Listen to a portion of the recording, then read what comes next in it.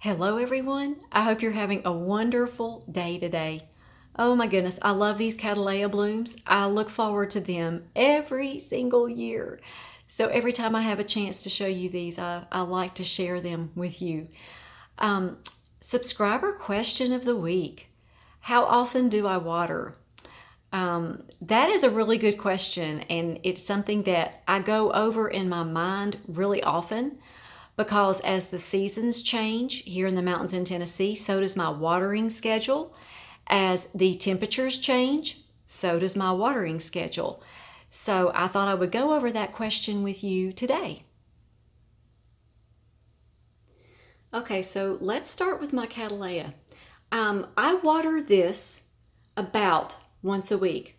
This is in a huge 8-inch pot, and it's got lots of moss in it.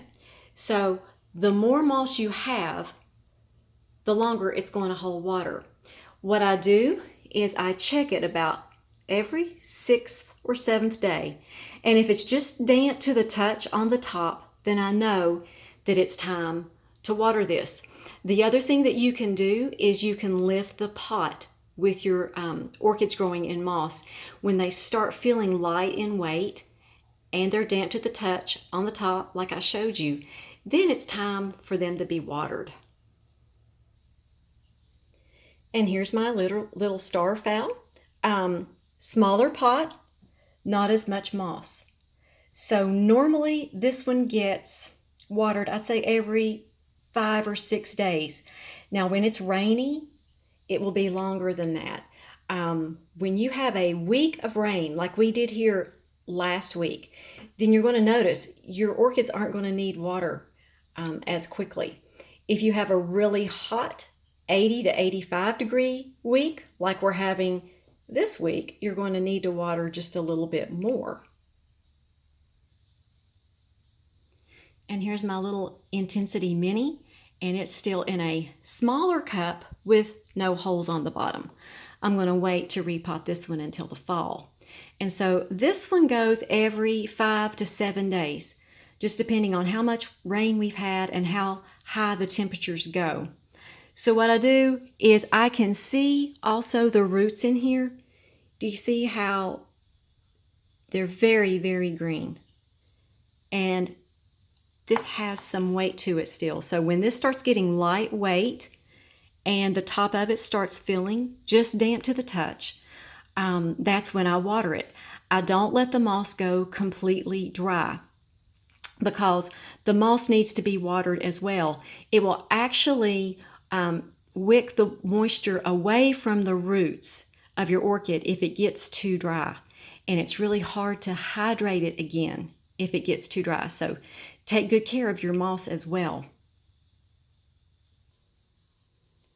And here is my DTPS Red Brothers Caribe, and I have it in the Better Grow bark. And this bark is a large size bark, so it's not going to hold moisture as well as smaller size bark is concerned. So this bark needs to be watered about every 5 or 6 days. What I do is I lift the pot up, and you can tell if it's light or if it's heavy. When it starts getting lightweight and the bark starts turning a beige color, you'll notice the color in the bark is going to change when it's wet versus when it's dry. So you just kind of keep an eye on it and also lift that pot and just see how much it weighs. And that's going to tell you how much moisture is still in that pot. And here's a close-up on the huge bloom on my Fowl Magic Art. This has been in bloom since the end of November for me, and she still just keeps blooming. So I repotted this about a month ago in the Orchiata medium size bark. Let me show you what that looks like. Okay, this is medium size Orchiata that this is planted in right here. And this is a piece of the Better Grow that I just showed you that my Red Caribe was in.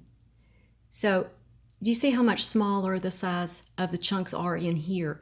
That means it's not going to be it's not going to need watering as much.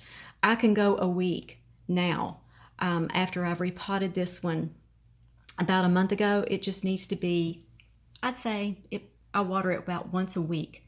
The smaller the size bark chunks, then the less you're going to have to water. And I'm going to need to water this one tomorrow, so I thought I would give you a close-up of the roots. Do you see how they turn silvery gray? It's a little bit different growing in bark than in moss, because in bark, the roots are going to dry out a little bit quicker than they do in moss. So this is about when you're going to need to water your orchids that are in bark. And another difference between growing in bark and in moss, the bark is going to dry out here from the top and dry out this way to the bottom. Okay, let me show you what moss does. Okay, here's the moss that Buddyfowl is in. Okay, instead of drying out from the top to the bottom of the pot, moss dries out from the bottom to the top. It has capillary action. So the reason I tell you to feel the top to see if it's damp, if it's damp up here, then what's below it is drier. So that's the reason why you need to go ahead and water when the top of the moss feels damp. And here's Buddyfowl. Oh my goodness. I love to share these blooms with you when he is in bloom. Makes me smile. So just remember, some of the things that you need to keep in mind when you're watering is take into consideration what season it is. If it's winter and it's cold outside, you're probably not going to need to water quite as much. But if your heating system keeps cutting on, then that's going to affect your watering schedule too. So the other thing to take into consideration is, what has your weather been like? Is it really hot? You're going to be needing to water more. If it's really rainy, you're probably going to need to water less. What type of media are you dealing with? I've shown you how to check with moss and with bark orchids. And also, what temperature is your house in each season? Mine does fluctuate a little bit from season to season, so that's going to make my watering schedule fluctuate a little bit too. So I hope that helps you all. Claudia, thank you for your question, and I hope you all are just highly favored, deeply loved, and greatly blessed. And we'll talk to you all next time.